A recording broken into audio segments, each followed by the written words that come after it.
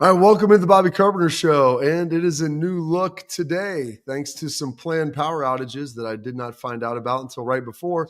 I'm here at the Army with Schlegs, who you can see, like Step Brothers, is popping out behind me when the time is right.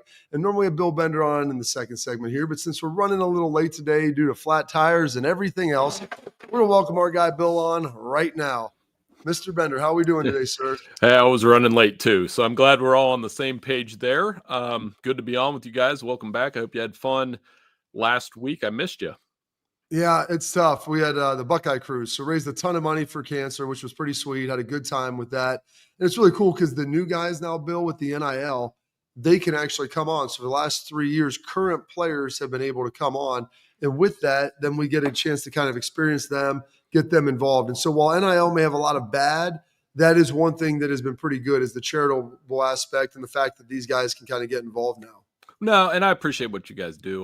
My father passed away from cancer 2015, had a lot of work done at the James Hospital, and I know how important that is. And it really it just changes your outlook on a lot of things because you know how much work they put in, and for you guys to raise that money, I mean, for me, it definitely means a lot, and I'm sure a lot of other cancer survivors and people that are going through that will benefit from it. So as I saw that total going up while you guys were on the road, I was so impressed and definitely happy with what Ohio State's able to do with that.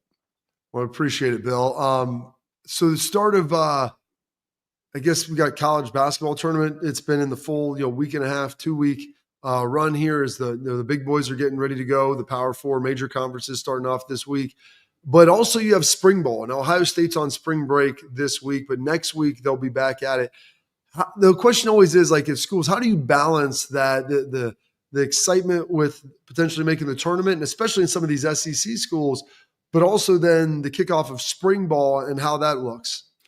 Well, I know, where we grew up, I always look at the NCAA tournament and Selection Sunday as like the unofficial beginning to spring. You would watch the selection show, go outside, play basketball, maybe go down to the Lancaster outdoor courts and play. It got you excited because the weather was generally warm, and we're being teased with that a little bit here. And then on the football side, there's a lot of excitement around spring football. I know it's different, and we've talked about maybe the new NFL OTA model, but here in Ohio, whenever you think there's a lull, what happens this weekend? Eddie George all of a sudden is the head coach at Bowling Green. What a surprise announcement that was. Not surprised they hired Eddie George, but it's surprised in a good way that you get that kind of presence in the Mid-American Conference. And I know we talked about it briefly on 97.1 yesterday, but I think he's going to crush it there. I think he's going to do a really good job if you look at the track record from Tennessee State the last couple of years. Yeah, I want you to follow up. I want Bob to follow up with Eddie because I'm going to ask you a serious question for everybody that's out there, whether you're male or female. Oh, jeez. To me, you said this is the undocumented start of spring. I think March Madness and the Masters is kind of like, the official start date for vasectomies, because I had one during that time because I thought, I'm going to be on the couch. I'm watching basketball. I'm watching golf. Why not throw some stuff on my balls, right? So the real question is, like, is that really where it is? Is that why behind it? Or you think that it's because you have all these other factors of the Masters and basketball and spring football that it's the start of spring? A little bit of all of the above. I mean, for me, I like working this week, during the day, and you'll turn on the TV and you'll hear a swish and you don't necessarily know who's playing some of the time, and you'll throw on a TV and I know we got games that started at noon today. I think it's one of my favorite times to work in that regard when the Big Ten tournament gets rolling. And I know Ohio State, I have them as the last team in right now. They've got to beat Iowa tomorrow. And then, go from there, maybe get a second win. It's going to be close. But, I mean, I found myself last night watching the games. I saw an underhand free throw shooter. Schlegs, I bet I don't think oh, my gosh, yes. You weren't an underhand free throw shooter, but I wonder if I bet you've tried it a few times. Bro, Jackie Moon. I mean, amazing. If I played basketball, listen, I'd make sure I got 5 fouls. I'd be a rebounding, hustling fanatic, and I would shoot underhand, granny shot, free throws. That'd be amazing. You would have 2 fouls pretty quick, I'm guessing, Yes. as well. So I don't, you would make the most out of those rebounds. But this is that week. And as you guys know, being an Ohio University grad, you get excited about the MAC tournament because I know from going down there, you were always excited about football. And I think that's changed a little bit now that the group of 5 gets a playoff team. But when basketball season rolled around in the MAC tournament, I have good memories of I missed Gary Trent by a few years. I know Bobby knows who he was. He was a beast at Hamilton Township. And, but they never went to the tournament when I was there. But in subsequent years, they've made a couple nice runs. Absolutely. We used to have season tickets, Bill. My dad and my brothers would go down there to the Convo and always check out Gary and Gino Ford and that whole crew. Simmons, like it was a real fun time, real fun watch. And that's what the cool part is, obviously, about this NCAA tournament. Anybody can get in and anybody can get it done. And you talked about Ohio State being your last team in. Jake Diebler took over at the end of last year.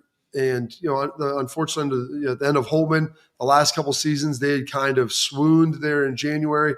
And they've had some issues with Deebs, but he's been able to kind of right the ship when they started to drift too much and always seemed to get the win when they really needed it.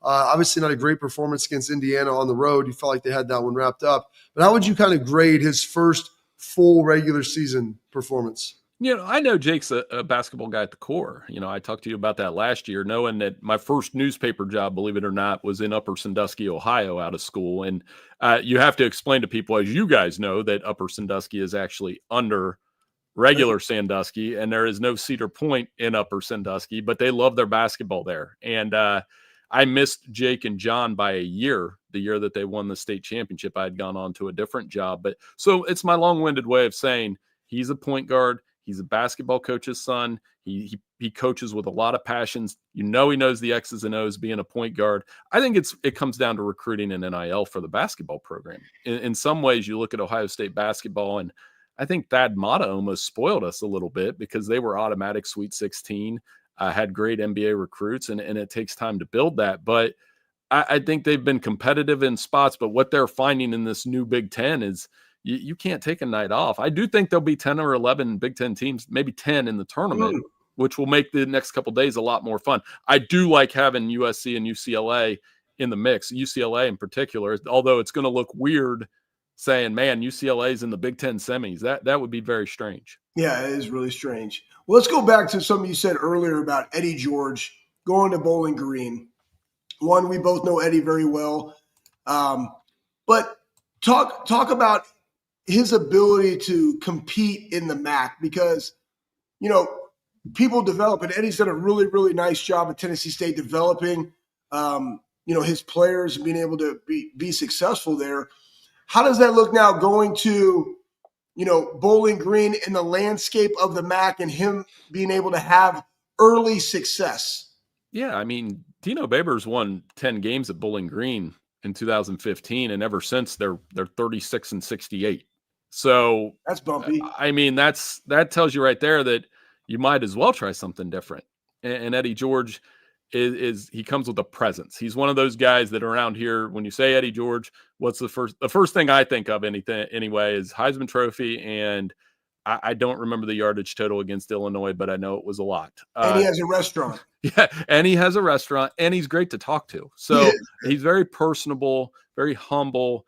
And I think that presence will resonate at least with high school coaches in Northwest Ohio. And once the kids start watching his clips from Tennessee and Ohio State, they're going to be like, wow, he still looks like Superman, by the way, too. So I do think he'll do well there. It might take a minute, but there's something to this. It's almost like the Deion Sanders effect with former NFL players coaching. But Eddie's done it the right way. He's gone through Tennessee State. That's not an easy job, and Bowling Green won't be an easy job. And I think he'll continue to work his way up in a MAC that you guys know that from watching the MAC. The MAC isn't one team has a ton more talent than everybody else. I love watching it because, 1 to 12, the talent's pretty even. It comes down to the execution. So that's what I was going to ask you about, because Bowling Green, historic, like you look at some of the best, like it's right there by Toledo. They kind of play second fiddle to them. And, I think you have 6 MAC schools in the state of Ohio, and this kind of gives them a little differentiation. Bill, could you rank your top 3 or 4 MAC jobs? Because I don't know if BG's in it, despite the fact you mentioned Dino Babers, Urban Meyer. Like, there's been a lot of successful coaches come through there. Yeah, and Urban was there. I believe I was a senior in college when Urban got there, and so he was just getting started, and they were probably not at the point where they should be. I think the top three in the MAC are Mac jobs with Northern Illinois out the door would be in any order, because I'm an Ohio grad and I'm going to put them one anyway. But I think Toledo's probably one with the sustained success that they've had from Jason Candle, Matt Campbell, even before that with Tom Amstutz. They had Chester Taylor when I was in college. Miami of Ohio is right there. You don't get called the cradle of coaches when you develop that many good coaches, good players. I was, again, in college when Big Ben was there. That was painful. And then Ohio. And I think a lot of that, you look at the coaches they've had in the last 25 years. And before that, the program was very down. But when you go from Jim Grobe to Brian Noor to Frank Solich and Tim Albin, stability was something that we didn't dream of when I was down there until Jim got it rolling. And Frank kept that going for a long time. So those are the three. And if Bowling Green can squeeze in there, by the way, I remember a team with Josh Harris that was really good with BG, but they've had those blips, but it hasn't been consistent. Don't laugh at that, because that was when they came down to Ohio State, Bill, and they almost beat us. I think it was 24-21 my sophomore year, and we had to find a way to scrape out a win. You were getting redshirted. Well, I would ask you guys, since you went against MAC schools, was there a MAC school when you played or you've watched or had to prepare for where you were like, okay, we've got to come out ready to go? Was that the team that you guys played against where it was like, they look pretty good on film? Well, Bowling Green was there. I think Marshall, when we played them, was still in the MAC, and we barely beat them. I mean, that was a couple years after Randy had come through. And AJ, so my brother played at Ohio University. I had a brother play at Marshall, one at Cincinnati. And so, Bill, like, those guys, when they would come into play, you knew you were getting their best shot. And you usually played with a lot of those guys in all-star games and everything else. And maybe they were, an inch or two too short or a step too slow, but they were really stinking good football players, and they had a lot of pride. I'm like, you're gonna have to go out there and beat them and out-execute them. They're not going to give you the game. And so just about every MAC team, when we would play them, you knew it was going to be tight. And no different. I think the year after we left, they played Northern Illinois, and like Doug Free, their left tackle, is starting for the Dallas Cowboys with me like 4 years later. So like they always have, and heck, Khalil Mack was from Buffalo. I mean, he's one of the best players in the NFL. So they have really good players in the MAC, and so you always have to remember that. Yeah, I was going to say, when Ohio State played Buffalo, I had a good friend that I played high school ball with texting me during the game. He's like, who is this 45 for Buffalo? He is driving me crazy. And I was explaining to him, I was like, no, I think he was MAC Defensive Player of the Year last year. I didn't know he would go on to the NFL career that he went on. I remember him showing out that day. But yeah, it is. And I believe Ohio is coming to the Shoe next year. And those games, there was one that was very competitive when Jim Tressel was there. Ohio took that one into the third quarter. And then when I was in college, I think it was tied at halftime before the reality set in the second half. But, they'll get Ohio's best shot when they come up to the Shoe next year, I'm sure. Coach Tress always liked to make the in-state schools feel good and not run it up on them. That's how I always thought about it. Hey, here's a question for you.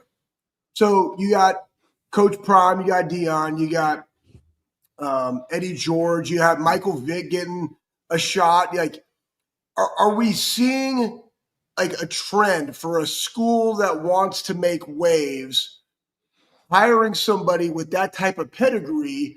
Because the head coach is now more your head recruiter, CEO. We can build a staff around their presence.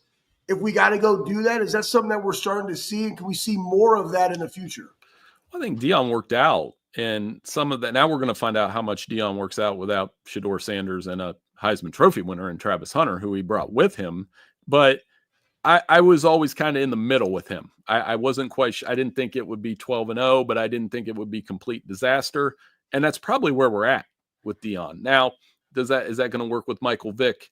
Is that going to work with Eddie? I don't know. But I think it's a good thing to have those kind of guys for nostalgic purposes for me, because it's easy to write about them.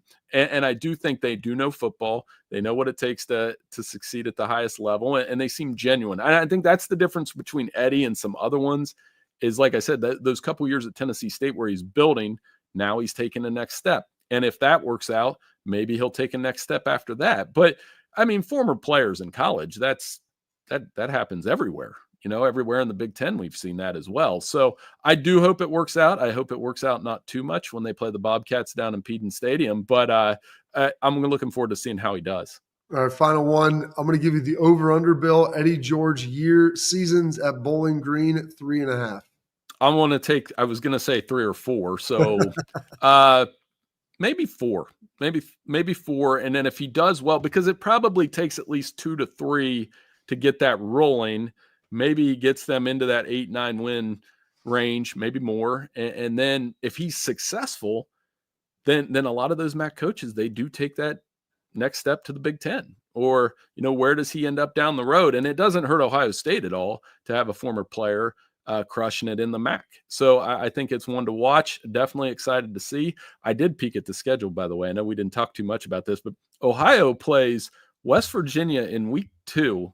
So that means Rich Rod is going to be coming back to Ohio and hit some brutal ones with Michigan. But when he comes to Peden Stadium, West Virginia is coming to Peden. I may have to make my way down there that weekend. I'm excited about that one. I mean, we don't get too many. I think the last huge opponent like that we beat there was Pitt way back. So I think I'm going to have to drag Grant down to that game. That'll be a good one. Well, Bill, that should be a heck of a time, a real fun one. I'm glad you dropped that nugget on me because I had no idea you got the Mountaineers traveling down the river, down the Ohio and up the Hocking to the Harvard on the Hocking, better known as Ohio University, week 2. We'll have to stay locked in on that. I can't wait to talk to you more about it. So we appreciate your time today. Enjoy it. Go do some great things. Enjoy some of this beautiful Ohio springtime weather. I will, guys. Thanks so much for having me on. Thanks again for all the money raised at the Buckeye Cruise, and I'll talk to you next week. Absolutely. That's our guy, Bill Bender, one of the best. So you see him here. All right, I want to tell you guys about this before we get rolling. Attention, athletes, parents. Protect what matters most with Export mouthguards, trusted by professional athletes, designed by NHL team dentists. Export mouthguards are scientifically tested to absorb those high-impact hits, protect both your teeth and whatever he's got left in his brain. Export mouthguards, they have 3 layers of advanced protection. Patented use of carbon fiber. They 3D print those bad boys right to your own unique smile for more protection, max comfort, better performance, clearer communication. This means you can focus on your game, not on your gear. Don't take chances with your safety. Visit exportguards.com/Bobby. Save 15% on your order. Export, protect what matters most. More of the Bobby Carpenter Show coming up next.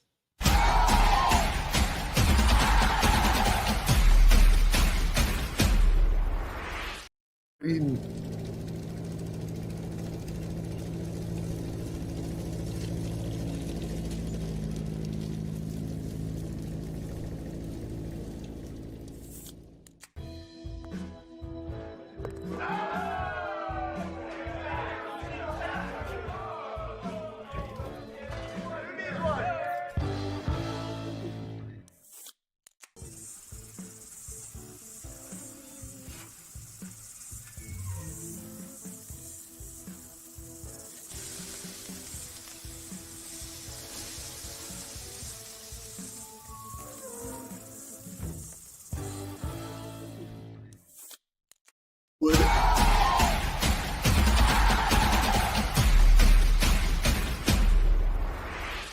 Welcome back in the Bobby Carpenter Show. And my man Schlegs, afterwards, we're going to get in the sauna and hang out a little bit together. I already got a shower, but the reason I'm here, there's no power at my house. So I took a nice ice cold shower. Going to get in the sun after this. Schlegs is talking about throwing another piece of wood on the sauna. Let's get it to 220. But all the saunas I know are electric. I mean, is this like a wood fire? Yeah, in there? it's a fire. Oh, yeah, it's amazing. Hey, Brian Peters, shout out my guy. So we had Cade Stover in here this morning at the Armory, John Simon, Brian Peters, myself. We're getting super bumpy listening to John's, like, I think Skrillex was on there, like songs I haven't heard. Urban Meyer's favorite song in the locker room, Porn Star Dancing. I think I heard one time. It's ironic now. Yeah, it's amazing. But yeah, so all those things are going on. But yeah, Brian has a sauna, and he does like sauna and breath work all over the country for a lot of different people. But it's parked right outside in the Armory. And so we got in because I was like, Kate, we're trying to teach Kate a lot of stuff. And then I had the Fury today. And I'm like, hey, who needs to get a drip in after training? Boom. That's what they say. That's what all the kids say these days. Get a drip. Yeah. So I had a couple of them get in there, and I was just like, Jay Hooten, who's our director of sports performance, who was RGA when we played at Ohio State, because Bob would rip the door off the hinges. And then, but guess who was in there? Jay Hooten, like literally counting all of the weights on every rack because our head strength coach made him do that. He's here. I was like, hey, why don't you throw another log, in the fire for the sauna? Bob's like, what? I'm like, yeah, because it's a huge wood burning sauna, and it's awesome. And it's like probably 220 degrees in there. It'll really sting the nose hairs. Can't wait. Hopefully it'll melt your face, literally. It'll melt your face off. Get that literally drip coming out. Get that drip, is what the kids say. Face. And since we're doing that, let's pull up the Eddie full circle here, because if you didn't know this about Eddie George, Schlegs, and I don't 10 know inches around. Well, he's got a nice girthy, thick cylinder, as you always talk about. He does. Big, sweet arms. But Eddie George's first touchdown, do you know who it was against? Yes, I do, because I've seen all the stuff. The Bowling Green Falcons. And so him getting hired by Bowling Green, as we were just talking to Bill Bender, real full circle moment as we dive into that. Kind of crazy to think that was the case. But so he's having a Buckeye in the Buckeye State now. And you look at some of the other former Ohio State players, Marcus Freeman at Notre Dame, Luke Fickell at Wisconsin, Alex Golish, who I just saw was on All About the Team with Tress. He was just dumping some of that out. Who's at South Florida? Marcus at Notre Dame just said that. I'm sorry. Now Eddie George at Bowling Green. I'm trying to think if there's any other Buckeyes that are coaching that I'm. Mike Vrabel, head coach of the Patriots. Obviously, that's a BFD. So that's just off the top of my head, the people that I'm thinking about.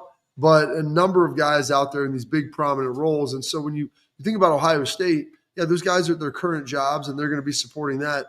But I think Schlegs is just such a great recruiting tool when people see that. Like, you have guys here that maybe you want to get into the media, maybe you want to get into coaching. Like, those fields are going to be predominantly available to you, maybe more so than they would be somewhere else. I think part of that, we've talked on the show, it's about the development of being a pro and life after ball, which they do through Real Life Wednesdays. Ryan Stamper did that when he was here with Urban. Oh my gosh, how did I just blank on that? That's Fernando? No. CJ Barnett, my guy. Yeah. CJ runs that now, does a phenomenal job. But like, there's avenues for you to be able to be successful for life after football when you're done being a Buckeye, which also goes into the value proposition of why you should want to stay being a Buckeye. Here's something else I just thought about when we were talking to Bill Bender about the success of Eddie George. And Bender, I don't even know her. Yeah, Richard. I didn't even call him Richard that entire segment. Because we're two dudes, one camera right now. Yeah, no doubt. So, but here's the thing. When you have those kind of relationships, like, guys talk, people talk. So having a kid that's in state or somebody that Ohio State is evaluating that's a really damn good player, maybe they could be a 3-star guy, and they're like thinking like, oh man, could he be that guy here? But yet there's ties to Ohio. I guarantee you Eddie's going to have a great opportunity at those type of people because they talk, like they go to camps. All these coaches from Ohio come to Ohio State football camp when they come here. What a great way of showcasing that. Eddie's on the forefront of that. Who are they going to rather give a kid to in the MAC? They're like, hey, we can't really offer this kid, but he would be great for you, Eddie. Like, but that's how you do business. Yeah, and I know that was a big deal. Like when Darrell Hazler was at Kent State, those guys would come here with press. It's like, hey, boom, you can't go with us. We can't take you all. Why don't you go there? That elevated Darrell because then he went to Purdue. Oh, yeah, went to Purdue. And even some of to a lesser extent when Fick was at Cincinnati, you know, it's like, hey, if he doesn't work out here, I go down to Cincinnati. You know they're going to do right by you. You got a great situation, great coaches. And so it's really a kind of a win-win for everybody here. So that's tremendous to see. Love seeing that as well. So Eddie George being at Bowling Green. I asked Bill the question, Schlegs, 3.5 years. Yeah. And it's interesting. Damn. Because I think it's like, hey, if he's super successful, you take the under. If he's pretty successful, you take the over. If he's really bad, you take the under. If he's like, kind of mediocre, then you take the over. And so it's kind of binary with that, where I think he's going to be really good. Is he good enough to maybe have the job that he wants to leave after 3 years? Maybe not. And so maybe that job isn't even available. And one of the things when he came in his press conference, like he talked about changing the culture, changing the mentality, like the belief, the trust. This is where he wants to be, and getting those guys to buy in because, as Bill said, since Dino Babers had left, their record is not great. Terrible. And so you've got to recreate that culture of winning and get people to believe and be able to buy in to what they're going to win. Yeah, terrible. That's Spanish for terrible. But I'd say this: the hard thing right now for him is portal's over. All those things have already happened. You're literally What going. about second portal? Oh, terrible. Second portal. It's like a double rainbow schlag. Double rainbow. All right. So that's gone. You're going right into spring football. What type of staff are you bringing with you? Right? Lessons learned of staff, like development and like who's loyal and who can coach ball and what are the things that he needs, evaluating the staff that's there. Like who's he bringing with? Tennessee has their own problems now because it's just so late in the game. And that kind of goes into, I like the over because really the first year right now, because you're coming so late to the dance is a little bit of a wash. Like, it's like, hey, how do I, but you know what? Kudos to Eddie when he was talking about that stuff is that has to be the focus. Like you got to win with who you got and you got to believe. I'm going to give you a prime example of this. And I guarantee you, I heard somewhere when they reached out to Urban about, hey, who should we hire at Bowling Green? He gave him one name. That was Eddie George. And I go back to Urban's first year at Ohio State. When he told the story about how he got to Bowling Green? No. Have you ever heard this story? No, keep going. So he's at Notre Dame. Oh, no, this yeah, is one of the best. Story, Yeah, of course. So he's at Notre Dame, and he calls his mentor, like the late, great Earl Bruce, R.I.P. Yeah. Earl Bruce, one of the best, guy that you absolutely love. So he calls his former mentor, Earl Bruce, and says, hey, Bowling Green just offered me the job. He's like, okay. He goes, Bruce, hey, I mean, let's go, buddy. Like, you have a chance to be head coach. Like, well, I don't think it's a very good job. They haven't been very good with the resources. He goes, of course it's not a good job. That's why they're calling you. If it was a better job, they'd be calling someone better. And he's like, well, okay. Yeah. And so there's a little bit like, hey, when you get a chance to swing your sword, like Urban knows, like you can win anywhere. Yeah. I mean, hell, Darrell Hazel won at Kent State. Yeah. Like you can win anywhere. You got to get those guys to believe and then the recruits to believe. And that's where, like, I honestly, in my opinion, probably Urban's best coaching job was that 2012 season because we went 6-7. And that's not a fault of Fick. All right. But we went 6-7. And you took literally the same group of guys and you go 12-0. You want to talk about, and I'm talking guys, you want to talk about a culture shift. You can't do that type of culture shift right now in 2025. It would be everywhere because there's social media. Praise God we didn't have it back then. But the workouts in the snow, and honestly, you go back and like you talk to Drew Basil was lamenting it on the boat, how him and Ben Buchanan had to dress outside the whole month because they were kickers and specialists. He's like, John Simon's in there day two. Yeah. He just broke in and went. I'm like, I think Urban maybe appreciated that. No, he did. He did. And all that happened because Corey Lindsley, Andrew Norton, like they were late for a meeting. And so like, boom, kicked everybody. But again, I go back to, honestly, in my opinion, that was probably Urban's finest coaching job was you went 6-7 to 12-0. You shifted the culture that needed to be shifted. Guys totally bought in, but it was his way of doing it throughout the season. I'm going to give you an example. This is one of the reasons that Urban was really good. There was a game. That's where championship water came from. We're playing Michigan State. And it was called the Chalice game. And I think on the mural, there might be just like a random chalice, right? Am I not? And again, when I think it's of like the chalice emoji. Yeah. When I think of chalice, like I think of like, I could be a really good chalice, like back, like behind the scenes dancer of a rap guy, just like, I'm just holding the chalice. You guys know the guy that I'm talking about in the rap videos. I could be that guy. But there was a chalice game. And that's where championship water came from. It was like, we're going to drink this. We're going to be champions. We're going to win. Boom. Everybody kind of did it together. And that's kind of how it started. But it was the belief of the guys that we are good enough if we go out there and execute. We played Michigan State at Michigan State. I believe it was that night. And we won a really physical game. And from then on, like guys just started believing. And it was with the guys that were already there. So there's also the mindset of it's not the player, it's the coach. The coach go develop the player and having a high demand on the coaching staff to go extrapolate the greatness from the players that allowed you to go be 12-0. And I honestly believe this, if we weren't like prohibited from playing in a bowl game that year, we would have won a national championship because we'd have played Notre Dame and we'd have beat Notre Dame. Yeah, you would beat Notre Dame, and that's a function of, I think you beat that Michigan State team like 17-16. It was a 1-point game. It was a slug fight all the way to the end. Well, hey, it is March 11th. It's 3/11. That's a big day. We'll tell you why next, coming up here on the Bobby Carpenter Show.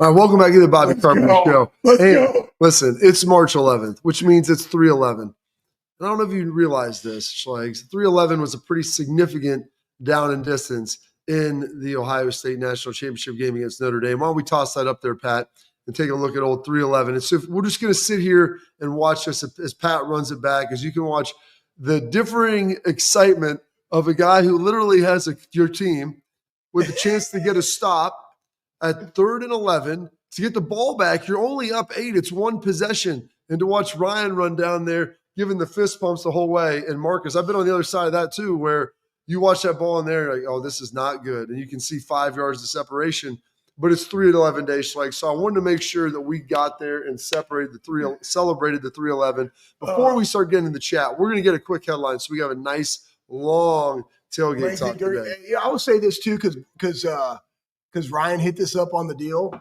And it goes back to even the Texas game when they ran the screen and they practiced the screen all the time. And he's like, let's call it. They finally call it.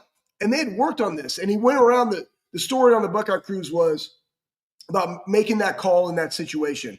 He's like, during the week, they went around, it's like, hey, if we got this look, do you feel good about this play? Do you feel good? And everybody's like, yeah, we feel good about that play. Play comes up.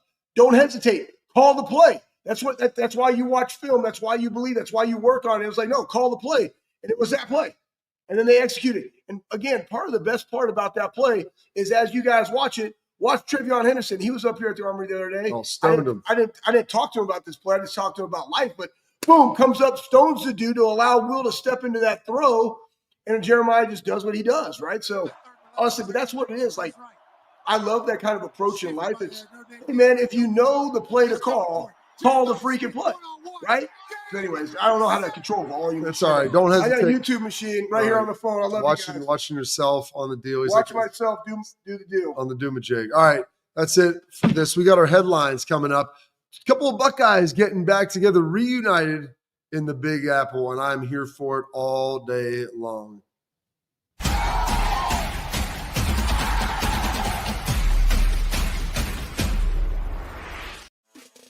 Welcome to Big Play, the fastest growing sports media company in America.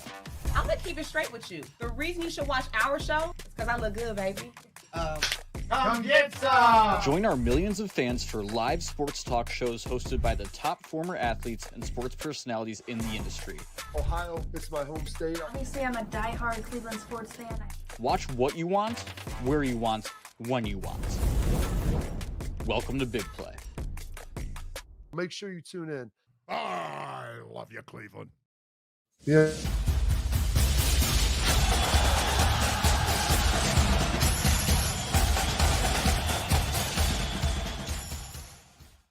All right, welcome back to the Bobby Carpenter Show. We got our headlines right now, and a couple of Buckeyes are getting back together in the Big Apple. Justin Fields, who started in Chicago, it was kind of a mess there, didn't really work out, was in Pittsburgh, showed some good signs last year, but now is going to be reunited with Garrett Wilson with the Jets. Aaron Glenn's their head coach there. I play with AG in Dallas. I love what he's about. They gave Justin a pretty nice little contract, a 2-year, $40 million deal, $30 million guaranteed. That's better than a poke in the eye. It really is. So, I mean, whether or not you do anything, as long as you don't fall out of bed in the morning, I mean, you're going to get $30 million. But he's really going to – what he wants is a viable chance to start. So they've got some weapons. They need to revamp that offensive line. But they're going to have more weapons than he had in Pittsburgh. I think the offense will be more coherent. And I love Aaron Glenn as a coach. So I love this for a guy getting back with one of his former wide receivers, so those guys can work together. I think, you come in, you have an opportunity, you're on your third team, and you're hungry. And I think, you got a young, hungry team. That's what you want. He has a chip on his shoulder. And Coach Mick has always said this, you have nothing to let's see, what do you say? If you don't have nothing to prove, you never improve. And I'm sorry, man. I'm sitting right next to you. I don't know. You're staring at the green dot at the top of the thing. I'm just trying to think about stuff. You making fun of me. I can't cognitively remember things. I've been grinding since 5 a.m. I don't even know what's going on. But that's kind of the point. The point is this. I think he's hungry. I think Garrett Wilson, they're already connected. They're going to want to go get extra work. And in that game, at that level, it's about, can you execute? Can you work on your craft all the time and just be pros? And guess what? It's fun and easy to be pros with your former teammates, especially ones when you come out of college, because you guys know everything about each other. And I think that this is a great fit for both, because Garrett, he's been having some really, really good years. But like when you have that, I don't know, that timing, that camaraderie, connectivity, kind of like this, like stepbrothers, like, hey, right? Like that's what it's about. I think I hope he's successful because I really like Justin. I like what he's about. And I'm hoping that the Jets can protect him, but also play great defense, because you're gonna have that in the AFC East. Oh, they've got a solid defense. I think Jeremy Ruckert's still up there as well at tight end. So hopefully Ruck is still there. Oh, yeah, he is there. And that'd be nice. Because Luke just took the deal in San Francisco. Luke Farrell, $20 million. I mean, honestly, let's go. Getting dudes paid, man. The Buckeyes. I mean, the salary cap when I left, I think was $126 million. It's like $260 million now. So good for these guys. Happy to see them making money, and they deserve every penny. And hopefully, Justin, this is the realistic shot for him to go there, earn a starting job, and be able to kind of grow and spread and expand his wings. Jeremy Ruckert, Pat's just telling us, just got extended in New York. Let's go. So now, like, you literally are getting the whole gang back together. I'm telling you, man, like you said, that connectivity, trust, understanding, getting people integrated together. And I said this, like Aaron Glenn is, I mean, he was just with Dan Campbell as their D coordinator in Detroit. Him and Dan played together in college at A&M. Like, they're very similar dudes. Now, you say that, I mean, Dan Campbell's a 6'6", 250-pound Big Lebowski dude-looking guy, and Aaron Glenn's like a 5'8" black dude, but they're like the same guy when it gets down to it. They're tough, they're gritty, but they care about their guys, and they will infuse Justin with confidence, which any quarterback, you need to have confidence you're going to be there. And then, like I said, having Ruck and Garrett will help as well in a big way. All right, we're going to put a pin in that. We got our tailgate talk, our real truck tailgate talk coming up next. We're going to answer your questions. So listen, I know we've got a lot of stuff going on in the chat. We got some stuff about squats, the drip, anything else you want to throw out there. Get those questions fired up and get them ready, because we'll answer those coming up next here on the Bobby Carpenter Show.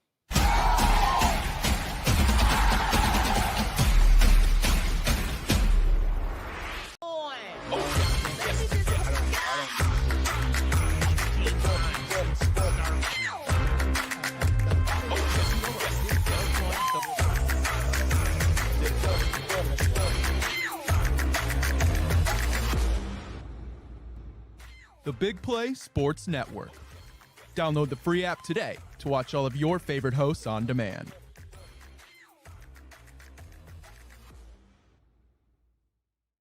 I'm Garage Beer, and this is Bobby Carpenter.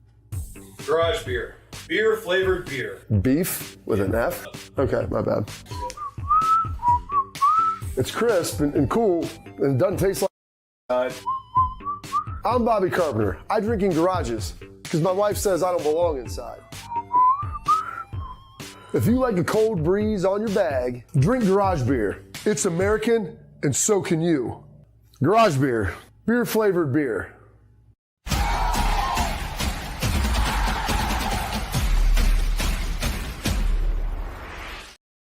All right, so welcome into our tailgate talk brought to you by our friends at Real Truck. Hey, listen, go to realtruck.com, access your truck, Jeep, or Bronco, bring that thing to life. I had my Jeep out yesterday, Schleich. It's the first time all year. It's nice. It's beautiful here in the state of Ohio. Good news is I'm paying a lot of money to go down to the Bahamas while it's still nice here. Then I get back and it's going to be cold. So I wish I could skip the niceness and then go down. One of the questions up at the top coming from Mellow7. A lot of you may be asking yourselves right now, why are Bob's and Schleich stacked up here? Two dudes, one mic, one camera. We've done this before at my house. That was by design.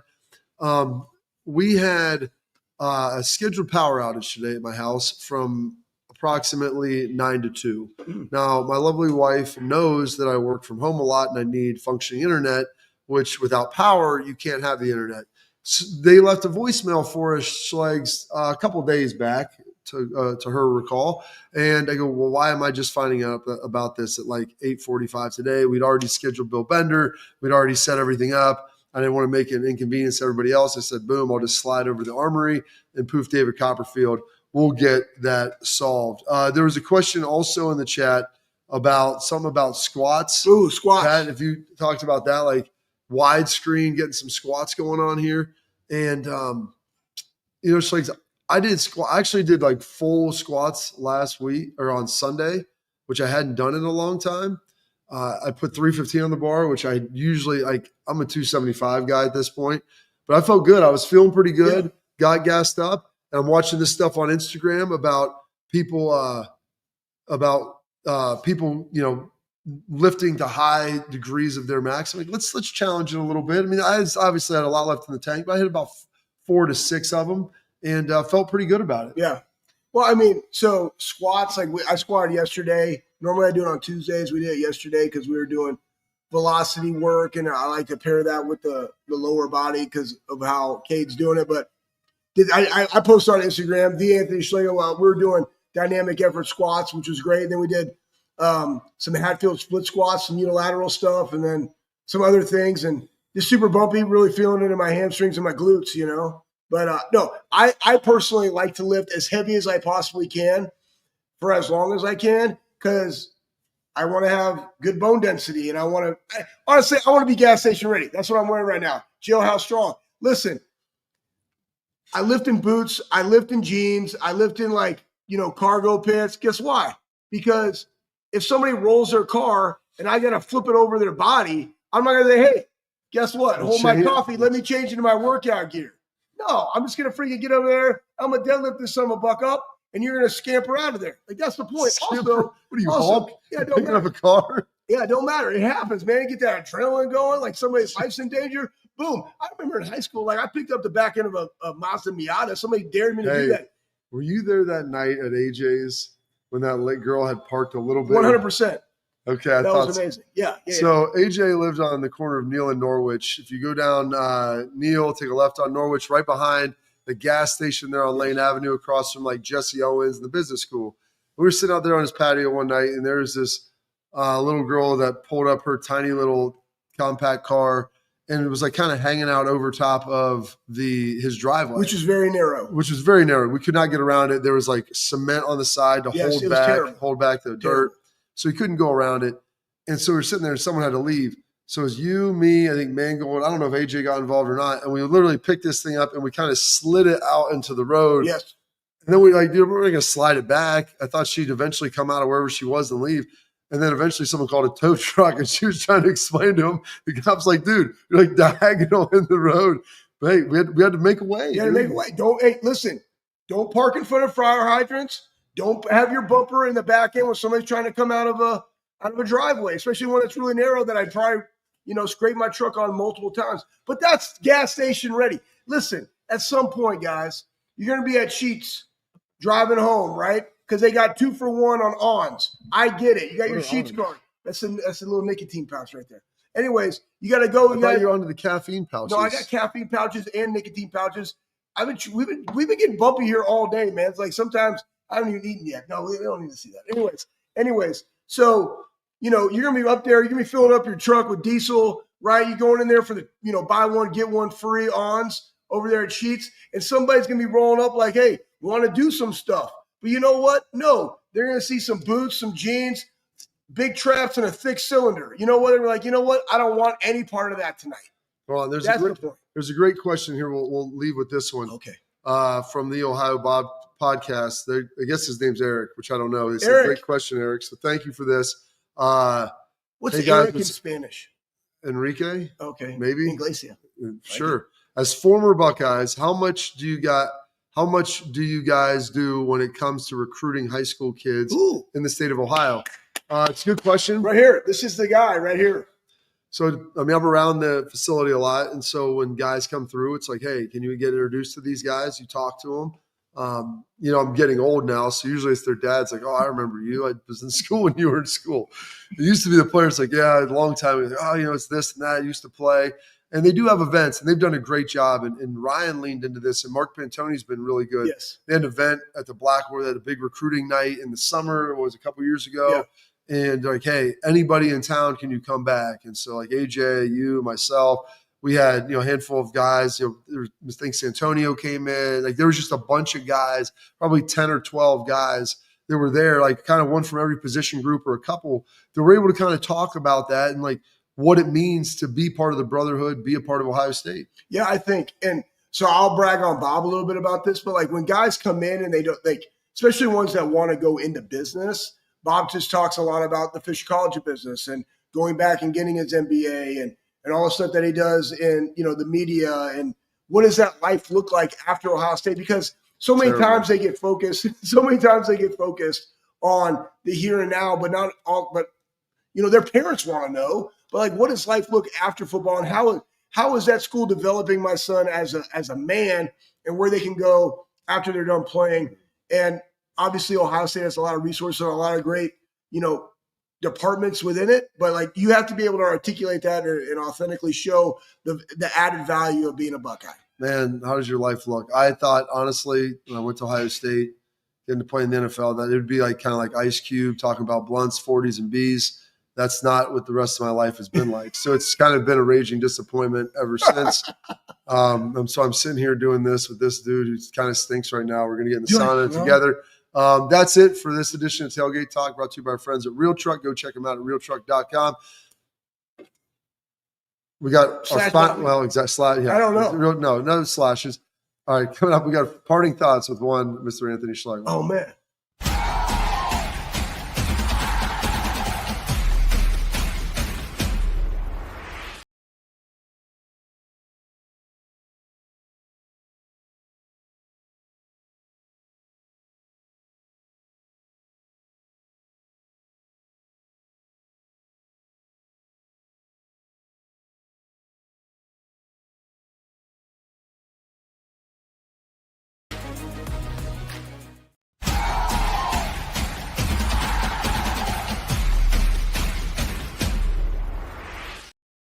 All right, Schlegs, you got 1 minute on the clock. Oh my gosh.